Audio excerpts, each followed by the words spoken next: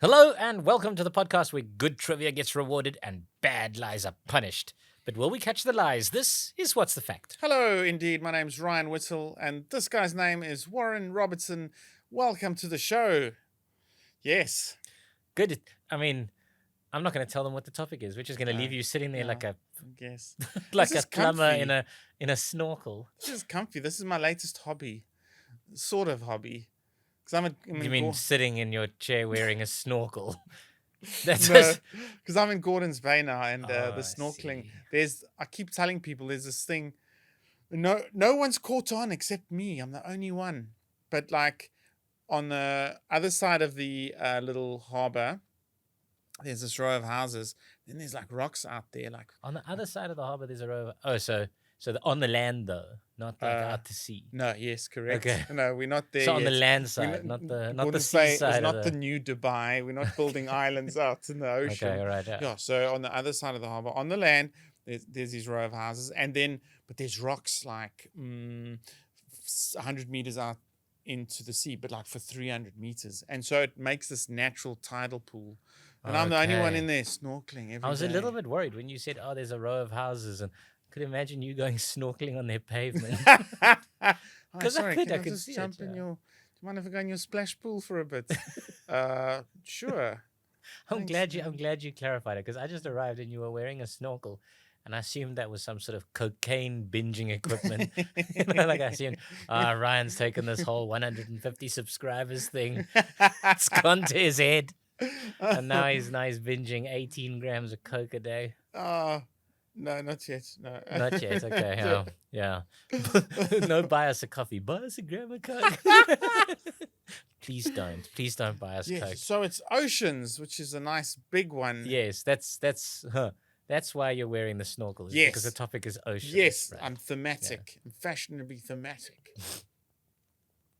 All right, good. Is it my turn or your turn? I'll start just to. Oh, this is Just to gonna, keep it it's gonna random. upset you so much.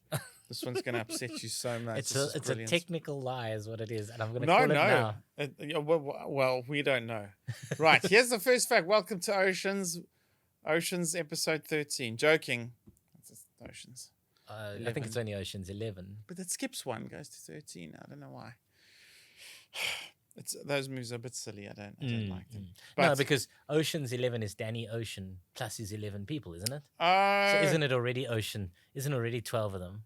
uh, I don't know. And then Ocean's 13 may include himself. they're a bit silly. Hell of a cast. Very expensive to produce, but they're a bit silly. Did you like them? I watched the first one. I did not watch the second one. So obviously, I didn't like it enough, I guess. No, it's all a bit silly. It's all a bit silly. So here's my first fact. You're gonna love Right. this. So these two scientist chaps, Austin and Humphreys, they tested how salty the oceans are, Uh-huh. and you know how much salt is in the oceans? Like a lot. Yeah, 14,700 million tons of sodium in the ocean, even though salt is sodium chloride, whatever. And they get saltier by 475 million tons every year. A lot So of the salt. Ocean's getting Getting saltier. salt every year. Yes, now salt can go in. It can also seep out through various ways. One of them is even the sea mist. You know, when you live in the coast and Right, and your it comes stuff and rusts rusts, your car, yeah. it's because there's a bit of sodium leaving. But these oaks use that increase of saltiness. They are two creationists, Oh, no. and they worked it out as a date for the age of the ocean. Yeah, so we know how much salt is in the ocean. We know it gets How saltier much by it- this much. So when did the oceans begin? And they worked it out to plus minus 6,000 years ago. So what you're saying is they decided that the Ocean One started absolutely salt-free. Salt-free. Yes. That it was the just assumption. pure water. Yeah. And there was no salt in it, and then slowly some oaks started chucking 475 million tons of salt in it, like Yeah. like an old person eating a stew. You know? Can't taste that. Messy. More salt. Messy. And then by backdating that, they worked out that it was 6,000 years old. I mean, firstly, I don't know that their numbers are right. You know, like they could just literally be making this up. But you know how happy they must have been on the day that it worked out. That the Yeah, maths was like, finally, we yes, nailed it. they must have been. They must be like, this is gonna show the atheists. Yeah, Those bastards yeah, can have it. finally. Yeah, Yeah. yeah. I mean, okay. Obviously, obviously, it's all nonsense maths. So it's obviously a lie, because we don't know that the sea started saltless. We don't know that it evaporated at the same rate as it does now. Always, it probably Yeah. evaporated a lot slower during the ice ages. So a So lot that of built-in assumptions. Yeah, yeah, yeah, yeah. So therefore, all nonsense. I'm afraid. I hate to slam the creationist maths, um, yeah. but it has given me a semi. So- Okay, well, I actually it was a bit of a white lie. It was a bit of a white lie. No, they Mm, they did do the calculation. It turns out that it's also quite a smallish number, not quite 6,000. It's more like 62 million. okay. Um, and there are scientists who are kind of the creationist minded, but the critique of their work is already that there's a thing called, I gotta get the word, albanite sinks, which can absorb. So it's a type of layer of something, Right. albanite. It can absorb a lot of salt as well. So the rate of this rate of increase can't quite be as big as it is, because there's a lot as much going out as there is coming in, or sometimes not as much going out as is coming in. So it is getting saltier, but by how much? So Okay. it's a rates argument, and the scientists are at it and I having mean, lots of you fun. call them scientists, which is cute, because I think the thing is about science is that you start with a hypothesis, and then you test it, and then when that doesn't work out, you kind of throw that hypothesis away. Whereas Sure. with them, the hypothesis is always Badgering away. God created the earth. Let's prove it. So they try and find any way they can to prove their hypothesis, which is basically the flip opposite side way of how you're supposed to do it. You're supposed to basically start from a base zero of no knowledge, Yeah. and then see what the test proves, Yes. Yes. rather Yes. than rather than to go, oh no, we're actually just looking for ways that we can kind of hint that there's a divine creator. Yeah. So they're not really scientists. They're Yeah.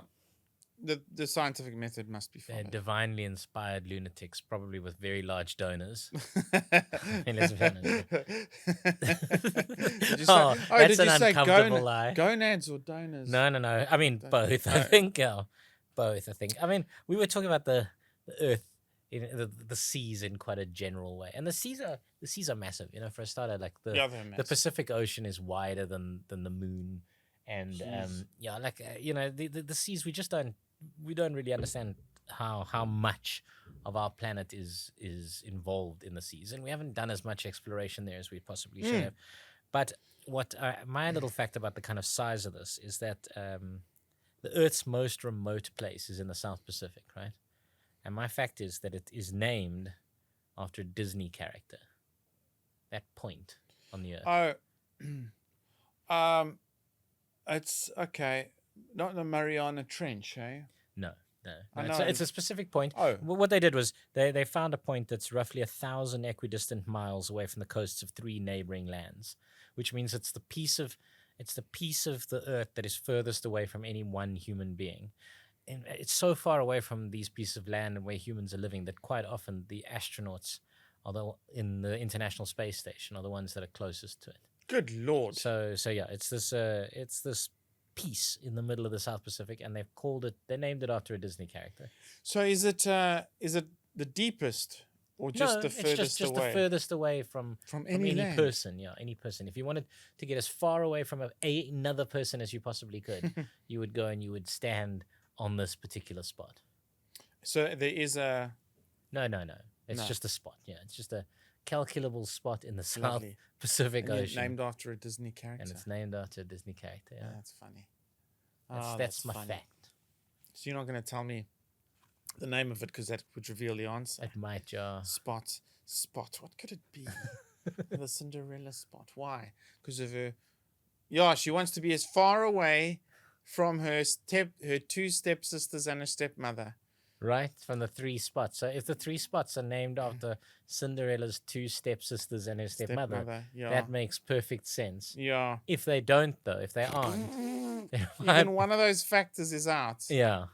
Um, wow, fascinating story. I'm gonna say it's true, and I'm gonna guess it at Cinderella.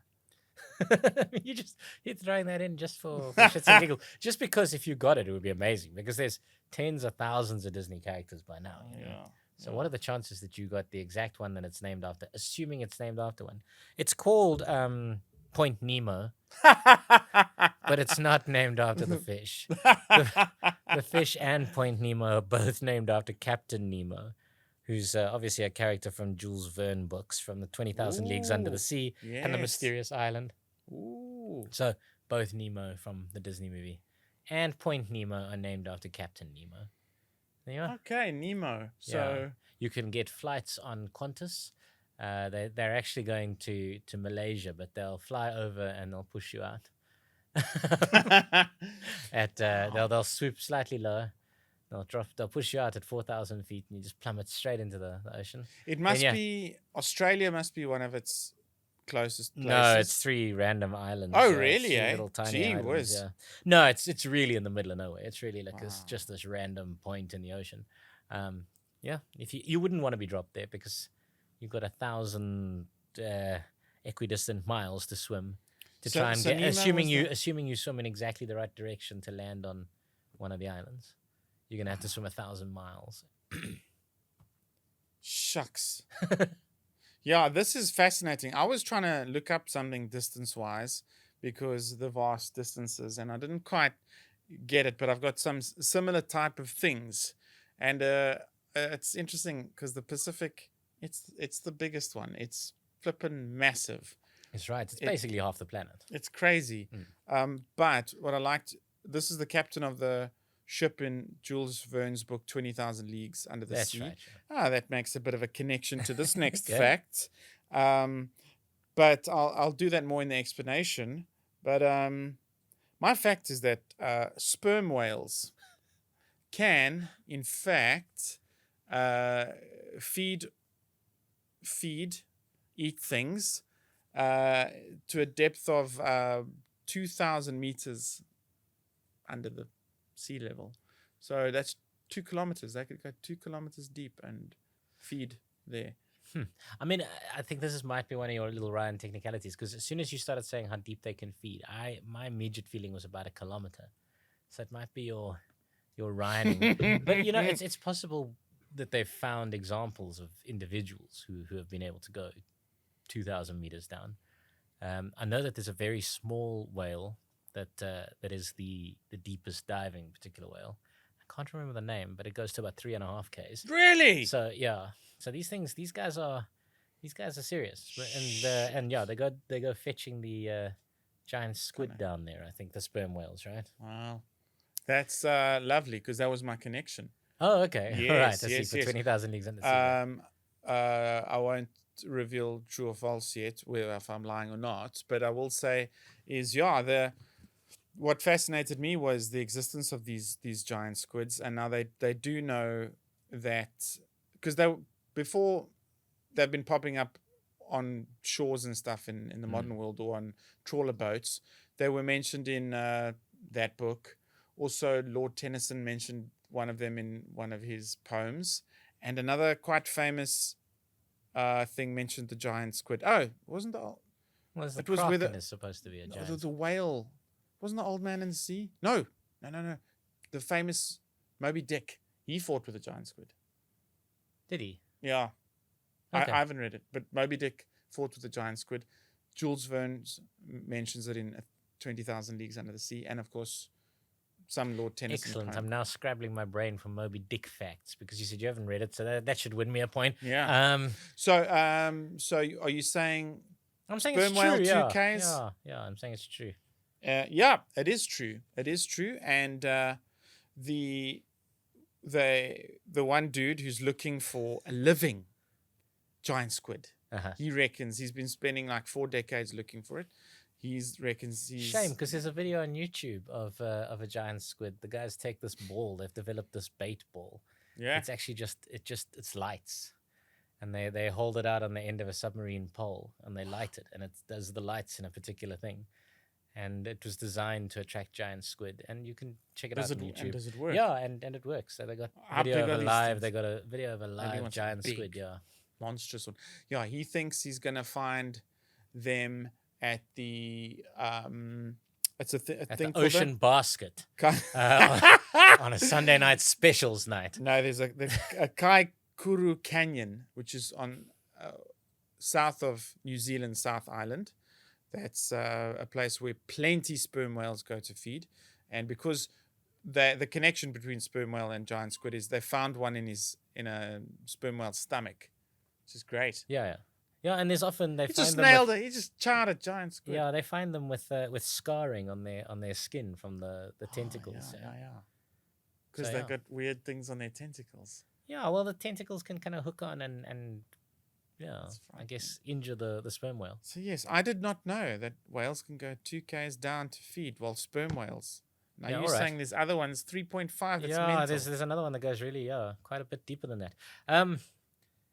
All right, I'm gonna do Moby Dick based trivia. Moby Dick is based on true stories. The book Herman Melville's book Moby Dick is based on true stories. Oh yeah, I see now. I don't know anything about It's it. like the People magazine of Wales. That's what it is. It's the what's the National Enquirer for Wales. True stories.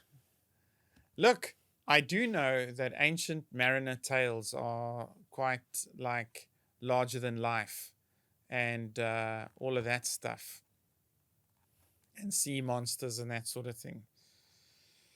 So I don't know much about Moby Dick, man. Good. It's a big whale. Excellent. That's the way I like it. Big whale. The Old Man in the Sea was that a dude Ernest fighting? Hemingway. Yeah, was he fighting a whale or not really? No. Just fighting with himself. No. What's the one with the? Is that the albatross? No, that's the Mariner. Hey, Albatross. Tale of the Ancient Mariner. Oh, Rhyme of the shame! Ancient Isn't Mariner. that sad?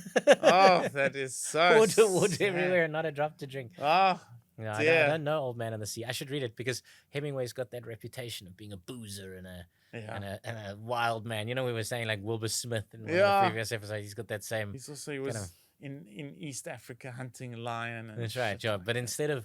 instead of marrying a woman 50 years younger than him, Ernest Hemingway killed himself, which is maybe a more dignified way to go out. But like, maybe, hey Wilbur, did you think about it at least? That's how a real man goes out. Wilbur Smith. Wilbur, with your elephant gun.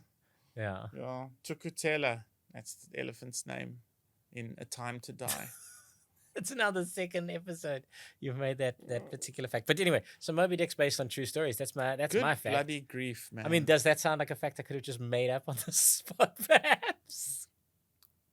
so I don't know any of the crazy stories in there. So maybe I'm going to say it's true. Then you tell me, really, Ryan? Really? The one about the...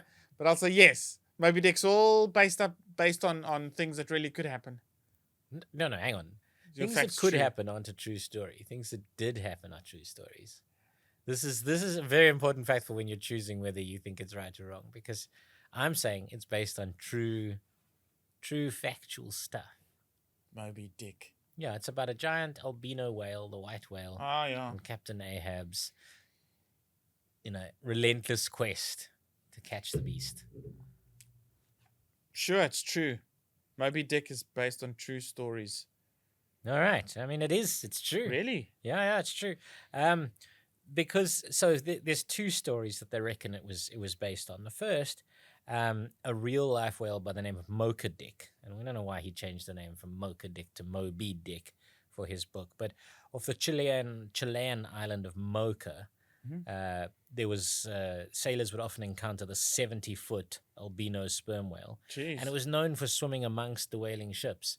But the second anyone kind of wheeled out a harpoon, it would go crazy and Seriously? and start sinking boats. Yeah. My word. So this was so he was finally killed in 1839, and when they killed him, they found that he had 19 harpoons lodged in his side.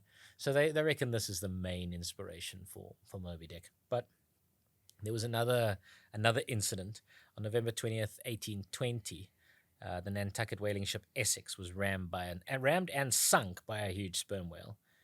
And what happened is the crew kind of got out. There were about 20 of them. They got out and they drifted on 3 whale boats helplessly for 4 months with no food, fresh water, and the survivors resorted to cannibalism. And obviously, this is the end of Moby Dick. I'm sorry, spoiler alert. Is Ahab is so determined to catch the whale that he drives his ship to destruction by it. But yeah, so that's good. It's based on those 2 particular stories. Yeah, it's an interesting book because it's dedicated to Nathaniel Hawthorne. So Nathaniel Hawthorne, obviously the man who wrote the Scarlet Letter, and he and Herman Melville were good friends. Oh, And they used to review each other's works, and Melville referred to Hawthorne as basically being the modern Shakespeare. It's all very sweet. But yeah, so they really liked each other. But despite how popular Moby Dick is now, I mean, you would say it's basically a classic. sure. He only sold 3,715 copies while he was. I hope he left the proceeds to his kids or Well, something. they weren't really that Oh, many man. because he only sold 3,715 copies while he was alive. The vast majority and the absolute classic status of the book only really happened after he died. Damn it. Yeah. I'm gonna write Although I think something now. 3,715 copies is enough to get you on the bestseller list in South Africa.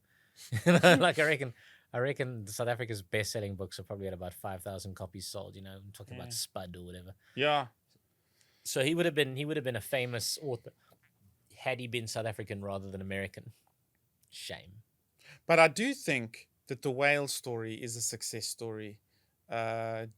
Generally, it's one of the nice ocean success stories since they found, since natural gas was used to light the street poles in Europe, Oh yeah. they didn't have to use whale oil, and the ban or mostly the ban on killing whales, the numbers have increased. It's a good news story for our oceans. Recently, I think it was about 2 years ago, 3 years ago, the blue whales have finally returned to the southern Atlantic. So the That's whales. wonderful. Whales are recovering just in time to witness the final Armageddon of Earth in the form of global warming. So that's nice. I'm glad we could resurrect them, give them hope, and more water to swim in. and more water. Oh, yeah, they Yeah. probably. Who knows what they'll Come, do. children, we can go all the way up to Pietermaritzburg today. Isn't that lovely? Yeah, I mean, for all we know, it'll probably be to their benefit. This whole. You want to buy a little villa in Maritzburg? So they reckon if all of the ice melts, right? Yeah. That the sea will rise 26 stories. So that's not good news for Cape Town, for instance. No. Maybe don't buy property in Cape Town. Gordon's Bay. Eh? No, I think you just mentioned that you snorkel in Gordon's Bay. No. If you added 26 stories of height to that ocean, where do you reckon it'd be? Solari's Pass. Yeah, probably, yeah. You never get a thing Yeah, on 26 top of Solari's. Jeez, that's Anyway, crazy. but we need to be watching the billionaires who are buying the land on the 27th floor. Yeah. Because those are the guys who are going to be driving for global warming as hard as they possibly can. They're buying all the 27th floor beachfront properties, and then they drive for global warming. Yeah. Those are the guys we shouldn't They're trust. probably preppers. Yes. Yeah, the preppers are buying the 27th. It's a whole movement. Like the thing about preppers that I don't understand, right? So Armageddon comes, there's zombies or fires or, like nuclear winter or whatever it is. Yeah. Why do you need 8 million cans of beans and 64 shotguns and 8,000 cases? What you need is one gun with one bullet. That is what you need. That is the end. Like, you do not want to live in a hole in the ground during nuclear winter. It doesn't, I don't know. They got a lot of pickled eggs, eh? I saw a whole episode on how to pickle Can you eggs. imagine living with a whole family of people who just eat nothing but canned beans and pickled eggs? Like, that place is gonna. It's gonna explode. Yeah, exactly. Don't Somebody's light a gonna match light in the your- gas stove after 3 weeks, and the whole place is gonna go up. I don't understand it. I don't know why you do it. Good. We're talking oceans, and you spoke about whales. And here's a guy who I don't know if he saw a whale or not, but he did see a lot of ocean. Oh, brilliant. His name was Ferdinand Magellan. Oh, yeah. Yeah, one of the voyages of discovery. So How much do you know about his voyages? I mean, I know that it was the first one to circumnavigate the Earth. Right? There used to be that old joke. Oh, well, he was the first one to circumcise the Earth, and that's why his boat was called the Clipper. It's that joke, Nice. right? But I think the thing is that I don't know whether he made it. Did he make it back? I can't remember. There's some sort of like funny story about. I know. Yeah. I didn't read about his death, but the part I want to talk about is he reaches Rio de Janeiro and goes a little south, and he's looking for a way around South America Right. because he thinks India will be right there. And he finds a little way through. He thought he had a little strait. It ended up being a river, Rio de la Plata or something. And so that was a bit of a dead end. And then he did get the straits, and they went right through, and he named them after himself, or someone named them the Straits of Magellan. They're still there today. What do you mean by we're straight through? When you say he went Straits. straight Through what, like land well, on you know, both sides? of him? Patagonia. Patagonia is a bit of a weird part there. Are you trying to convince me that he sailed across South America? He sailed across the Andes Mountains. No. At the south there's the straits. Very south, Patagonia. So maybe it's like a bit of a. Ryan. Do you know what straits are? I mean, I've heard of them, eh? They're not as Where your ship can go straight through. cisgender heteronormative straits. Yeah, I know what they are. The Straits of Magellan. It's very south. So it's like, oh shit, there's a piece of. I actually need to look at where they are and how that all works. But I think the bottom of South America gets quite choppy and broken up. Yes. No, that was somewhere the thing. in Yeah, there. you had to risk that. That's the thing. You had to risk going Yeah. around the Cape Yeah. there, and it was very dangerous. Yeah. And I believe that's what Magellan did. He was the first one to go around the Cape, because otherwise, why would anyone go around that Cape ever again? Because of course he discovered the Pacific Ocean. He named it the Pacific Ocean. I mean, I say he discovered it. He was the first Western person to sail into the Pacific Ocean. There were millions of people who lived there before, but he named the Pacific Ocean. It's named I think the Ocean of Peace. Because it was so calm. Yeah.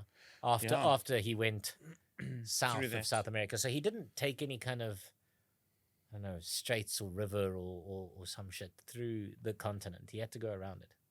No, I think the straits are quite close to the south. I think. I'm not sure. Good question. Maybe you should research this. I will, but my fact goes, so once he gets, so it's definitely not slicing South America in half. It's not that. No, it's very much near Patagonia.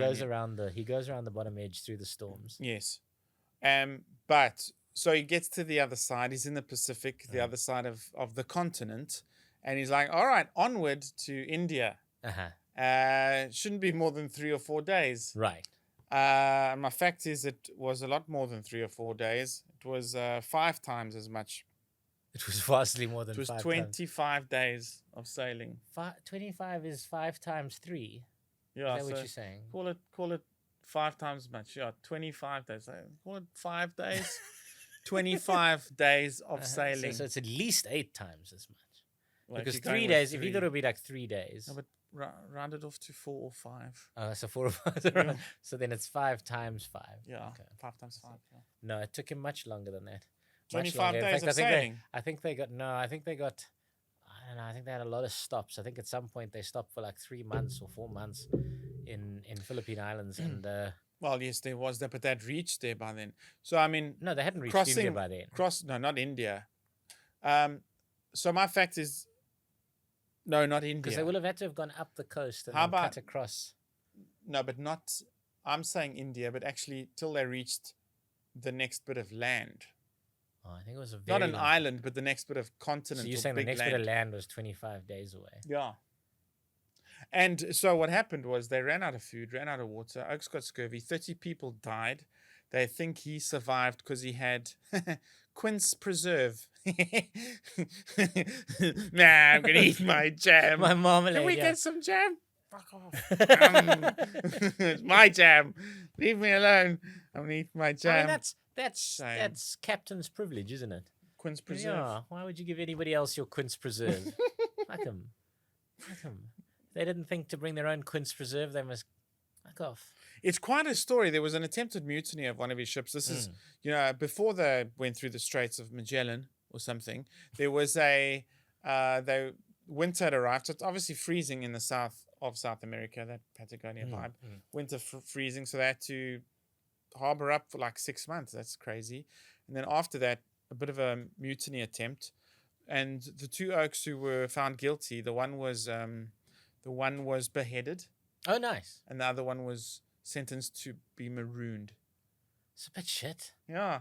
Like, wouldn't you rather be like, oh, don't you just don't behead him? Yeah. Just leave him with me. Yeah. I would have. What would you have? Would you like to chop your head off, or would you leave you on this little stump of? I don't know where he was marooned to, but it couldn't be so bad. Yeah, no, I'm sure it was delightful. They always say if you want a tropical island, not that it's tropical. Let me guess. He went on, that guy who got marooned. He went on to found Argentina.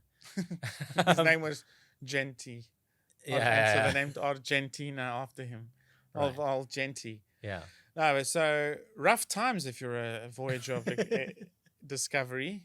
I mean, I don't know what the fact was there, to be The perfectly fact honest. was... I think you're talking nonsense about the 25 days. Yeah, that's my fact. It's 25 days till he found land again.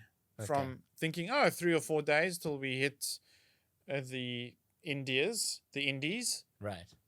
It's weird 5 times it's weird that he thought that, though, because his calculations must have been wildly out of date and wildly out of whack. Because, even the ancient Egyptians basically knew that the Earth was round, and they knew almost exactly how big it was, based on quite simple mathematics. My head's itchy. So he must have known how big the Earth was, pretty much bang on. So his math, somewhere along the way, his cartographer must have lost track of where they are or what's going on, because there's no way you arrive at South America if you've got any of your maths right and think to yourself, oh, all right, we're only 3 days away from India. You're a bloody lunatic. The cartographer's quince preserve was starting to ferment. Bugger. Yeah. So what do you make of that fact? No, I said it's a lie. And so what do you think? I said it's a lie, Ryan. I think it was longer than that. It was longer than that. You're right. I'm lying. It wasn't 25 days. It was 3 months plus 20 days. 110 days. 3 or 4 days we should be in India. Really? Yeah. And then it's just... And of course, the sad part is no wind. No wind. The Pacific, nice and peaceful. And then they just kind of... Why didn't they just start the outboard motor? Yeah. Just that's no gasoline, no diesel. Wouldn't be invented for hundreds of years. Yeah. No, unlucky. 120 days till they hit the Philippines. Or no, it was another island, Guam. And then they sailed from there, killed a few people. And then they sailed from there to about 20 days later to somewhere in the Philippines. Right, there you go. Yeah. But it's long. The Pacific Sounds Ocean. like a horrible journey. I'm glad I don't have to do it. I'm glad I don't have to do it. So long. If you look at a map, it's like Indian Ocean. Yeah, that's cool. Atlantic. Yeah, it's cool. I always do it. Cape to Rio all the time. Cape to Rio, no problem. Cape to Rio. The Pacific. Yeah, it's like half the planet. This is the thing that we don't realize. It is like half the planet. Yeah. I mean, yeah, it's one of the astounding things about how big the planet is. Okay. All of that said, size of the planet. We're talking Magellan, adventurer, explorer. So I'm gonna pose you one. One man has climbed Everest, been to the bottom of the deepest part of the ocean, and gone into space. That's my fact. My word. Is he a fintech billionaire? Assholes. You know that casual way they talk about it, the Amazon dude whose wife left Jeff him. Bezos, yeah. Yeah.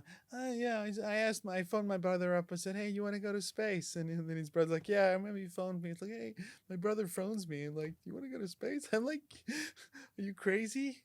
Okay, sure, let's go to space. That wasn't for me the most objectionable bit. The most objectionable bit was when they got back, and then Jeff Bezos said, "I just want to thank all my employees at Amazon. It was because of you guys that I got to do this." Like, yeah, because you underpaid millions of people. That's why you got to do this. They didn't chip in $1 each out of the goodness of their heart. You giant cock. I mean, sorry, your spaceship was a giant cock. You giant Yeah, squid-sized cock. Yeah, because his spaceship was a giant cock. It even had a glance on the top that he shot into space. Yeah, very nice. And he sat inside of it like some dried up jizz. I mean, he took some friends. But yeah, Okay. my thing is that one man's climbed Everest, been to the bottom of the deepest part of the ocean, and gone into space. Is it old? What's his name? The OK directed Titanic. James Cameron. Mm. So one of the things, James Cameron has been to the bottom of Mm. the Mariana Trench. He was the third person to make it, as far as I'm aware. Shit, it's frightening. Yeah. I'll just be so But scared. I don't think he's been snap to the space. cable. Boink. Yeah. Is it a 10-kilometer cable? So, Right. Yeah. Okay. All right, bring her up. Ah, fuck. It's time. Ryan, can I just have a coffee now? We have to. Can you bring you up now, Mr. Cameron? Just another kilometer here. Just let me down another kilometer. You've already gone 6, huh? Like it's getting, I gotta tell you, kind of tiring up here. just one more kilometer. Okay, which maniac would have done this? Space, Mariana Trench, Everest. Mm-hmm. Oh, brother. No, not Everest, and no, Mariana Trench too technical, and no, can't be. No, it's a lie. You fool! It is the truth. No. It is the truth. It's a man by the name of Victor Vescovo. He's an American private equity investor. A plastic surgeon from Silicon Valley. No. He's a private equity investor, but he's actually done so much more than that. So his story is actually really fascinating. You know, he's obviously he's a very wealthy man, and he spends his money doing these kind of things. He spent, firstly, 26 years of his life was dedicated towards climbing the highest mountains on each of the 7 continents. Good Lord. So he has done Everest. He's done the highest mountains on each of the 7 continents. And then after that, he skied both of the poles, becoming the 38th person ever to conquer the so-called Explorer's Grand Slam. Which was, and then he founded the 5 Deeps expedition, and which was the first expedition to reach the deepest point in each of the Earth's 5 oceans. Did you know that Earth had 5 oceans? Anybody? Yes, I did. Anybody? Know. Oh yeah, I did know, yeah. The Puerto Rico Trench in the Atlantic, South Sandwich Trench in the Southern Ocean, Java Trench in the Indian Ocean, Challenger Deep in the Pacific, and Malloy Deep in the Arctic. In 2019. He took a submersible that he paid $50 million for as part of that challenge to reach Challenger Deep, which is obviously the deepest part of the ocean. It's at the bottom of the Mariana Trench. 10 Ks. 10,935 meters under the water. So you could comfortably take Everest, turn it into a cone, put it in, and there'd be space. There'd be 2 Ks. 3 Ks to go, you know. Jeez, 2 Ks to go. Yeah. So he reached that, and then in March 2022, he was in Jeff Bezos's cock rocket, going into space. Yeah. So he was one of the people who did that thing. What a knob. So, but doing that, he became the first person ever to go to the lowest and highest points on Earth and into space, which is now called the trifecta of exploration. So he's the first person to do that. And then in June 2022, he found the deepest sea wreck ever to be found. It was for a ship called the Samuel B. Roberts. As in last year? Yeah, in June of last year. So it's a USS Destroyer escort, Samuel B. Roberts. So Vescovo was a former commander in the U.S. Navy. Oh. And so he knew this particular ship's story, because on what it was on October 15th, 1944, the Sammy B, as it's kind of known, fought against a big fleet of Japanese warships before it was sunk, and 89 of the crew died, and it became a bit of a legendary story. And this guy went out to go and find the wreck, and you can actually, again, the wonders of YouTube. Yeah. Thank you, YouTube. You can go and you can watch the footage as they discover it, 7 kilometers below the ocean, below the ocean surface. Yeah, so they did find that particular thing. So yeah, one dude, there he is. If you ever thought that you wanted to put your name in the history books, this cock Victor Vescovo He's done it all. He's done it all. The good news is he was born in 1966. So he's only got 20 years to before he dies, to do. I don't Conquer know what more else is he gonna do. Go to things. Mars first, I guess. Shucks, man. Maybe they must fire him into the sun. You must come and walk Long Street naked on a Saturday, on a Sunday morning, 2 Yeah. a.m. Yeah, Yeah. yeah, covered in wallets.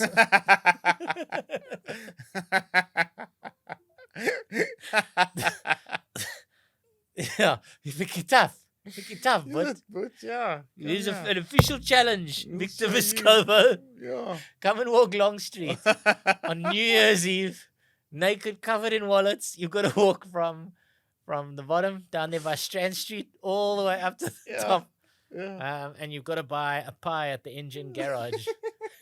You get to the top, yeah. Then we'll believe you're a tough oak. Until then, you're just rich.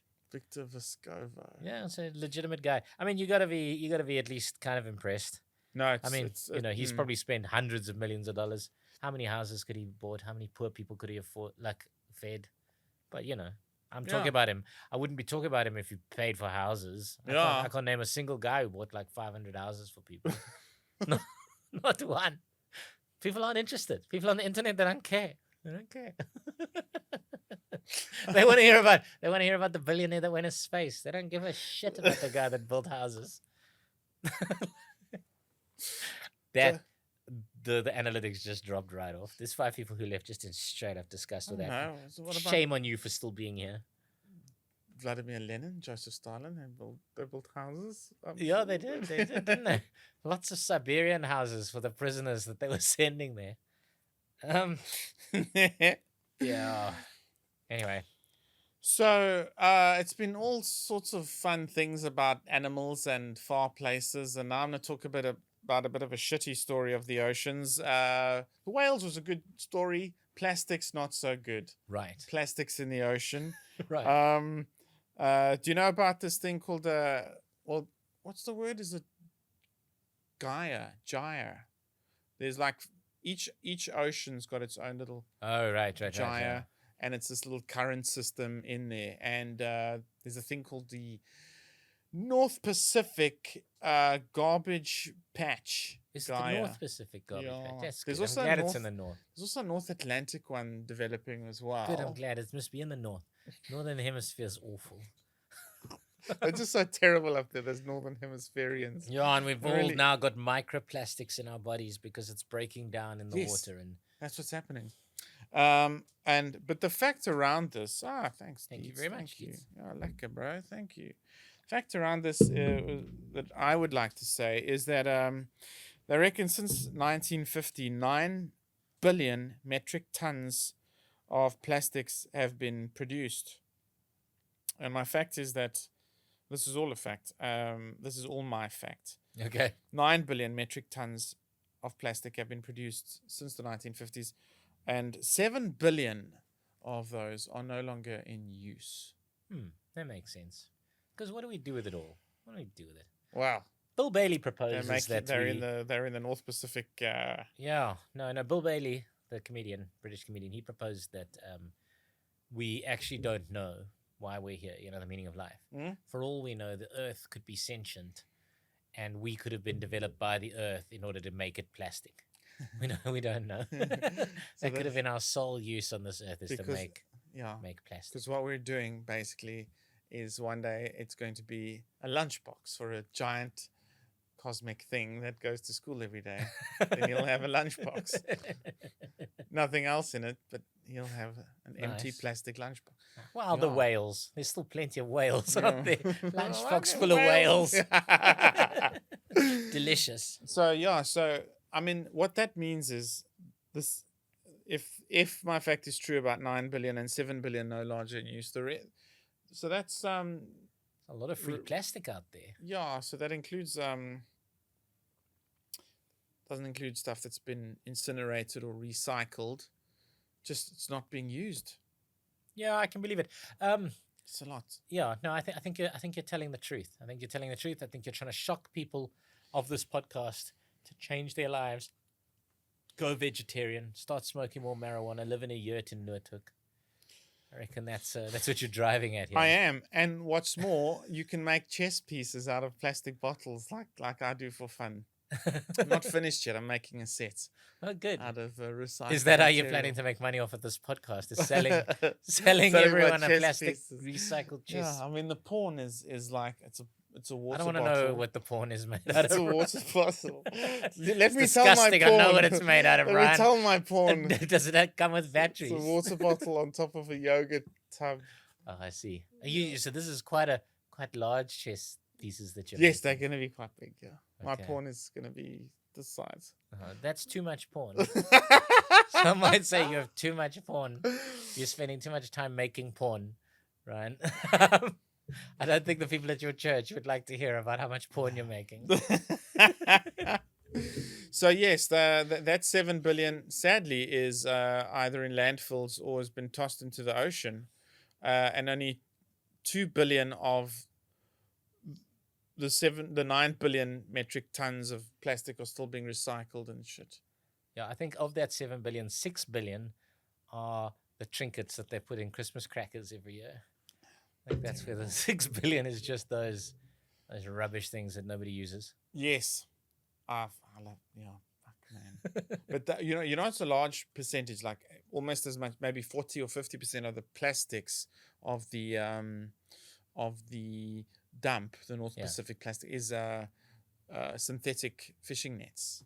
Oh, really? Sadly, so it's that's as much as like bottles and cell phones and condoms. And So what you're saying is, if you go there, you don't just get free plastic; you also get free fish.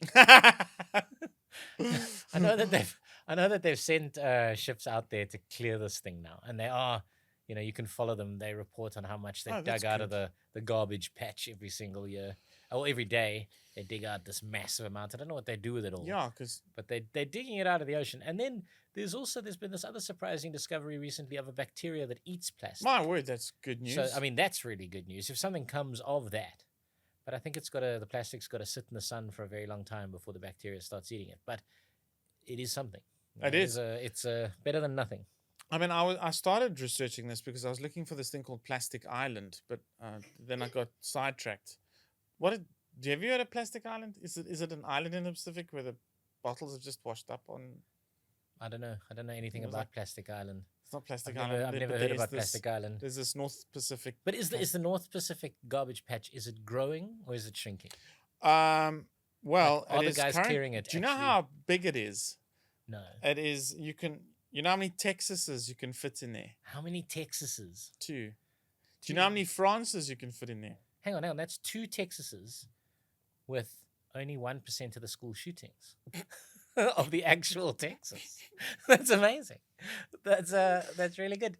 Because turtles, they aren't known for school shootings. No. They're not big bands. There are schools though. Yeah. Schools and schools plenty of schools, plenty of plastic water guns, I'm sure. But and you can fit 3 Frances. 3 Frances. Yeah. There you go. Texas is bigger than France. Hey, apparently. Just throwing in a little side. Hey, you lucky viewer. Yeah. No, I asked if it was growing, because if you'd said it was growing, I would have had a really neat link into my final fact before the multiple choice, I think. And that is that. Yes. So we're in Cape Town, right? So yes. I wanted to do a Cape Town sea ocean specific fact, because one of my son and my favorite places to go is the Two Oceans Aquarium here. Oh, okay. It's excellent. If you haven't been, you should. At you the should waterfront. Go. Yeah, at the waterfront, it's very, very good. So I thought to myself, how can I get a Cape Town specific fact? Nice. Shoehorn one into this. Yeah. And you almost looked like you were setting me up, so here it is. Here's my fact. Kelp, of which there's plenty, right? Particularly on the Atlantic side. Yes. Mouthpulse. Yeah. So obviously Cape Town, the Atlantic Ocean and the Indian Ocean kind of intermingle here around Cape Town. And on the Atlantic side, kelp grows in abundance. And my fact is, kelp is the fastest growing organism on Earth. Ooh. Yeah. Huh? Yeah. Goodness me. Wow. Well, could be. I wonder what there's got to be an opportunity. There's got to be an economic opportunity. I know, like, they clear the beaches in Melkbos on a where my mom lives. Mm. There she made it in again. On a weekly basis, taking tractor loads and tractor Right. loads away. I don't know what they do with it.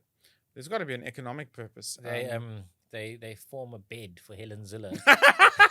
She gives birth to monstrosities in these beds of kelp That's in very- her sea cave. That's very Book of Revelation. Yeah, That's lovely, yeah. the- Yeah, in her sea cave, Oh. she gives birth I think to it's beasts. I think we just called Helen Ziller Babylon the prostitute. Yeah, I don't know the actual myth of it, but I've heard if you get anywhere near those caves, you can hear her howling in the middle of the night.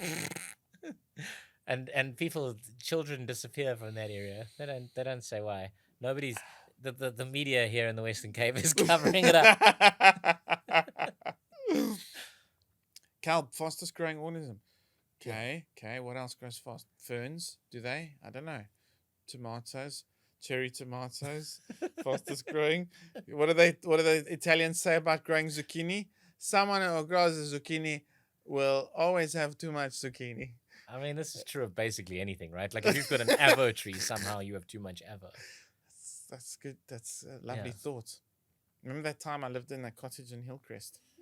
Yes, and the avos used to fall on the roof of your house. Oh, I remember. Yeah. Kelp, fastest growing organism. I have no reason to think that you could be lying about this. I'll say yes, you're telling the truth. Well, according to the University of San Diego, the giant kelp can grow in length at the fastest known rate for any organism, plant, on land or sea. And the University of California's Institute of Marine Resources backs this up. They say it can grow 2 feet a day, which is 60 centimeters a day. So in terms of its own size, it's not the fastest growing because obviously bacteria can replicate much more quickly, but they're so tiny that they don't create as much volume. So kelp grows at 2 feet a day. But I don't know what the University of California's Institute of Marine Resources is smoking, because there are variants of bamboo that actually pip the kelp. They can grow 35 inches, or basically nearly a meter a day. Good. So there's so it's that bamboo that actually wins, but kelp comes in second. So there you are. Yeah. You know what I'd like to do for a day in my life? Yeah. I'd like to just sit and watch bamboo grow.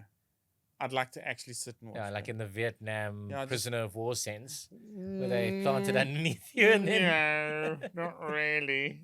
Or just like, hey man, wow, what are you doing? I'm watching it. Just leave me for the day. I just wanna. Yeah. I'm watching the grass grow. Because I mean, bamboo is a kind of grass, right? Yeah. Wow. But your life is rich and filled with meaning. Yeah. No. Do you want to go climb Everest? No. No, I'm gonna go watch the bamboo grow. You know, when I hike, you're talking about fun stuff to do with your kids in Cape Town. My kids love Lion's Head, as do most people. But I get to the ladder. Oh yeah, and then I'm like, yourself. I'm just gonna sit here. You guys go ahead. And then people who come down, tourists and all sorts from the Netherlands, like, is everything all right? They think I've had a stroke or something. No, fine. My kids have gone like. Yeah, because it's not a particularly scary ladder. It's like 2 meters of ladder. No, the ladder's nothing. After the ladder, you're just close to the edge. It's frightening. Have you gone all the way to the top? I have gone all the way to the top, yeah. And it didn't bother you? Not really, no. I mean, I don't like heights. I'm not being manly about this. I don't particularly like heights, but it was right up there. I didn't feel too bad. I figure if tourists from the Netherlands can do it, and they're higher than us. Hey, I mean, that's the Dutch people take drugs joke. But when you hike up Table Mountain from Kirstenbosch Gardens, Skeleton Gorge, you're never close to an edge. No. But Lion's Edge, you are. It's frightening. Yeah. It's frightening. Make you feel a bit sick. All right. Cool. I think it's is it multiple choice time? How can it be multiple choice time? Didn't you start? Yeah, who started? And then I did kelp. Yeah, so that makes sense. Multiple choice time. Yeah, it's multiple choice time. Right. Yes. We're gonna go back to 80s music on this Oceans episode. Okay. No, so to me, sincerely, one of the I say this every time I mention an 80s song, but with this one of the greatest songs of the pop rock era, I would say. Mm. Southern Cross by Crosby, Stills, Nash and Young. Uh-huh. Um, if you listen to it, it's actually a love song about regret and stuff. But the first verse is all about sailing and stuff. And it's jargon. I don't even know what he's talking about, but there's some sailing terms in there.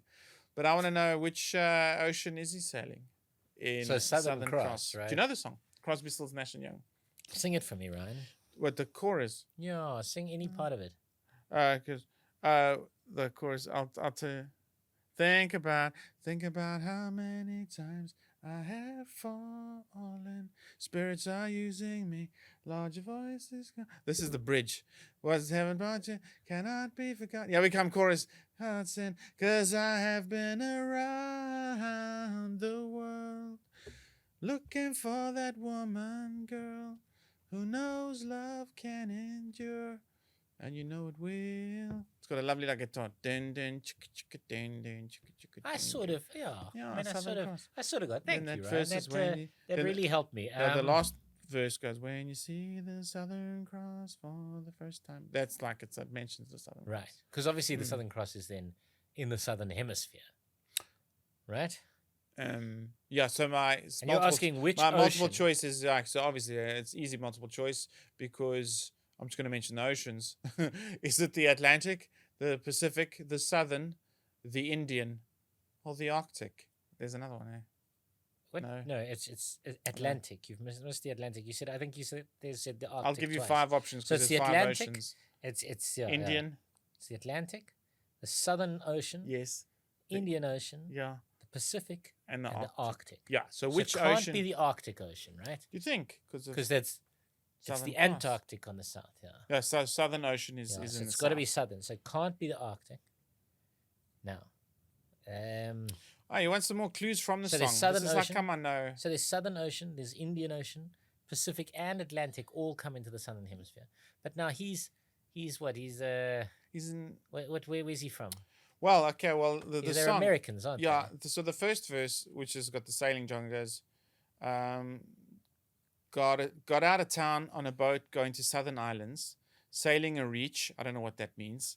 Before a following sea, another sailing term. She was making for the trades on the outside. That's the trade winds. I know that part. On the downhill run, there's a little, the downhill run to Papete Bay. That's the first clue, Papete Bay. On this wind, on the heading lie the Marquesas. That's your second clue. She got 80 feet of the waterline, another sailing thing, nicely making way. In a noisy bar in Avalon, I tried to call you. There's your third clue, Avalon. And I mean, Avalon was where King Arthur went, famously. It's kind of like the Ibiza of the Middle Ages, I imagine. So Marquesas, Papete Bay, I mean, Avalon. So either look, he's American, right? So Yeah, either it's got got to be out of town. Atlantic, it's got to be Atlantic, or Pacific, depending on where he lives. I don't Quite know. right. Yeah, I don't So know. that's narrowed it down to 2. You're clever, Right? yeah. So I don't know where the Marquesas are or Papete Bay. Papete Bay. Mm. I don't think there's too many bays in the Pacific, but if and if he's going south for the islands with the trade winds, I'm trying to think with the Coriolis effect, which way would the trade winds go? The old Coriolis effect. Yeah, which way would the trade winds go with the Earth turning? That you would have to go south before you went north again. I don't know. I don't know enough about sailing. I'm just gonna guess. I'm gonna guess the Atlantic. I'm gonna guess the Atlantic because he's heading down the Florida Keys. I'm guessing and into the. But where's he going? Where's he going? Once you're in the Atlantic, where are you going? But we're gonna go with that. We're gonna go Atlantic. It was Pacific. Initially I thought to myself, he probably lives in California, which means it's probably the Pacific. Bugger. Yeah. Because so what I can say is Avalon, in a noisy bar in Avalon, I tried to call you. That's there's a little island called Santa something, Domingo or something, which is sort of off the coast of Los Angeles, and Avalon is the little obviously a port city there. That's where. But the Marquesas and Papeete Bay are in French Polynesia, quite a distance in the. Right. So if those are sailed that far, that's flippin' far, man. It's flippin' far. Yes. But like even Hawaii Yeah. is flippin' Flippin' far far. Yeah, from this is America. yeah, it really shouldn't be part of America No, at it's all. This is flippin' it's a far. bit of an abomination, that. Yeah. But okay, all right. Mine's a little bit Which also. 80s song is yours? Yeah, Is mine's your also. ocean? I've also gone with an art one for the final oceans question. It's a little bit different. It's about the Great Wave of Kanagawa by Hokusai. It's a very famous artwork that you may recognize. It's a Oh. very stylistic Japanese wave Wow. with 3 boats on it, and in the background is Mount Fuji. Wow. You would recognize it basically almost instantly if I showed it to you. In fact, what I'm going to do is I'm going Oh, to get on my phone Be here, and lovely. I'm going to show you the Great Wave by Hokusai. So it's a painting. Yeah, and And if you guys take this opportunity while I'm digging up on my phone to Make a cup of tea. no, No. to look up the Great Wave of Hokusai, the The Great Wave of Kanagawa by Hokusai.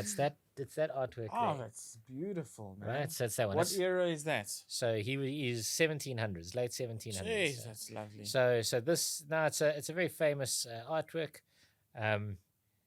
and I'm gonna give you a bunch of facts about it, one of which isn't true, and you're gonna have to tell me which of them isn't true.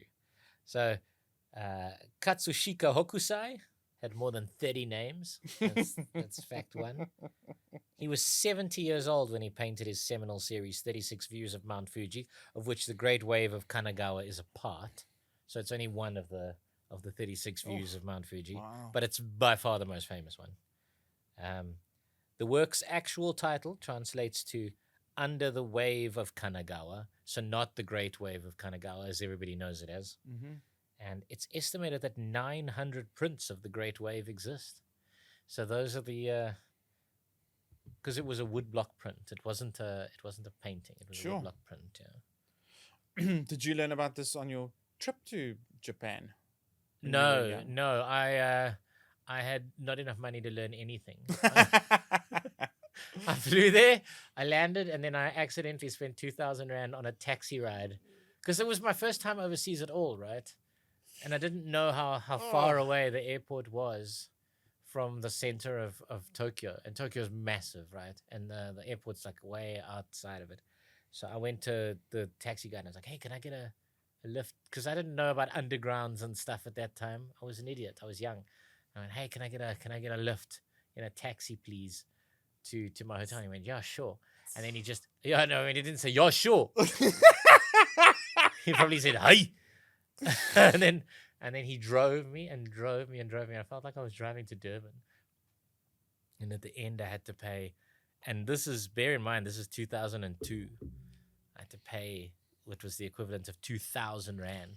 And I only had X amount of money for the 9 days I was going to be there. And 2,000 Rand was like, Close to- yeah. And to give you some idea, each trip on the Shinkansen from, the bullet train from Tokyo to Kyoto was 1,000 Rand each way. Oh, So that's like two cities on the opposite sides okay. of the island to each other on a bullet train, So Okay. I'd saved money for that particular journey. I was going to do one way on the normal train and one way on the Jeez. and then I spent $2,000. I was like, oh well, no more food for me this trip. I won't be learning anything. I learned a very valuable lesson that day, which is do not go to Tokyo and rent a taxi. It is very expensive. Anyway, so that I learned then. But these things about the Great Wave of Kanagawa, I have learned subsequent to that. Lovely.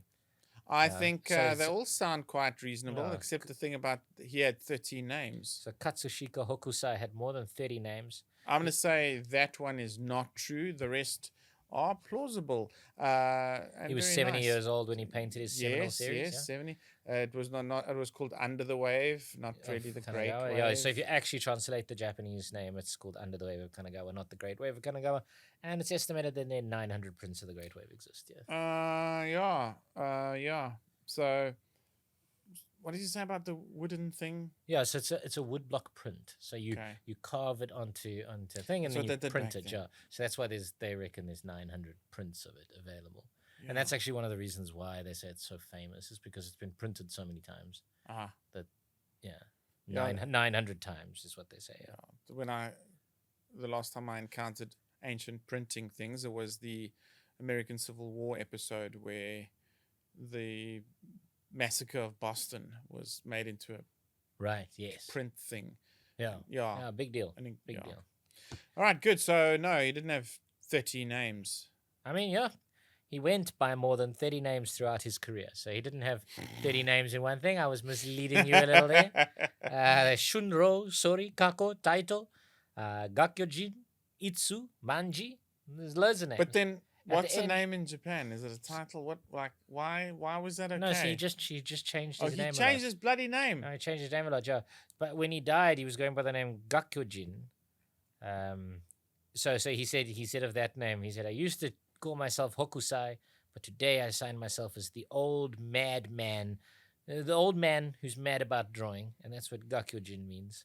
But even on the Great Wave, the signature of the printmaker is found in the upper left-hand corner of the painting, and it reads, from the brush of Hokusai, who changed his name to Itsu.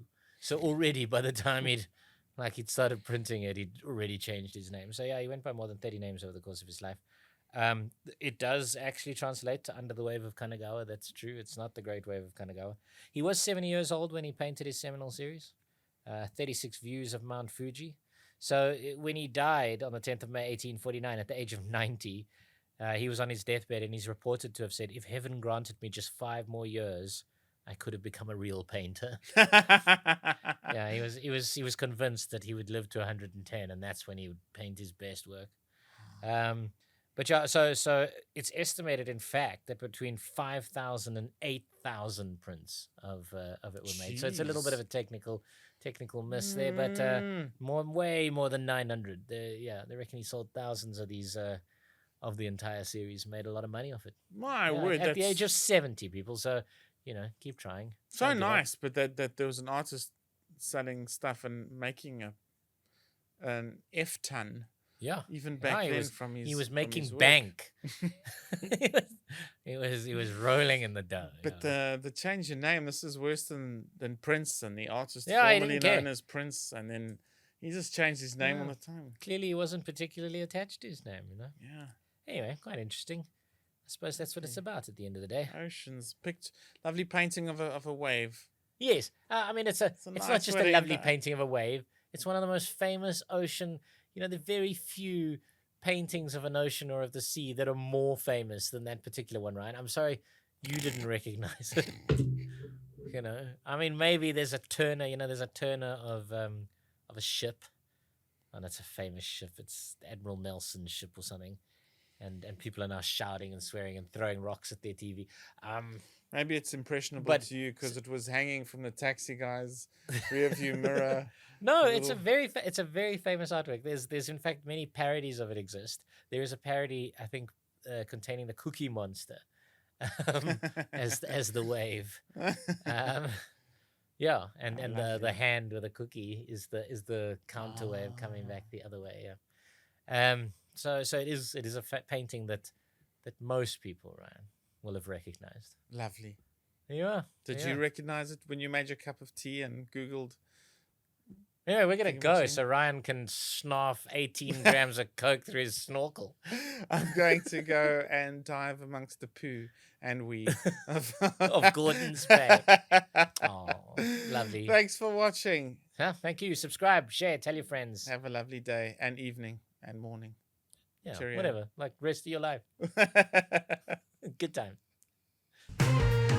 Bongani, we've gone with the DA managerial committee.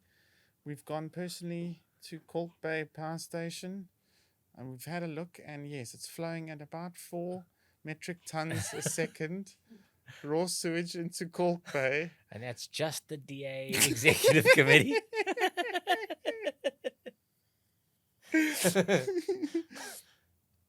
So if we're just asking international tourists, if you want to swim, just where the water's more aquamarine and less sort of Yeah. You know what it looks like by now. Corny. All right, good. We're ready, Dietz. Are you up and going? I wonder if the fish like it though. They like a bit of that, eh? No, I fish. don't think they do. Mm. I mean, if you own aquarium fish tank, they'll bite it and they'll spit it out. They don't like I it. can just imagine Warren shitting Sitting in his own tank. He Let's, doesn't yeah, have food. Yes, it's whatever Yeah. gets you off, man. yeah. After 2 bottles of wine in his flat on his own one Saturday night, he's like, what would happen if I, Oh man, now I'm gonna do it. And it's so Like, it nicely- hadn't even occurred to me. it's Now such a I'm gonna- nice height as well. You just grab a bar stool, then you level, Yeah. and it's just such a nice. have to you still do actually it could be standing, Quite though. comfortable. No, it wouldn't. I think it would cut you. Anyway, good. Are we ready? Ready, Ryan. Are you ready? Yeah.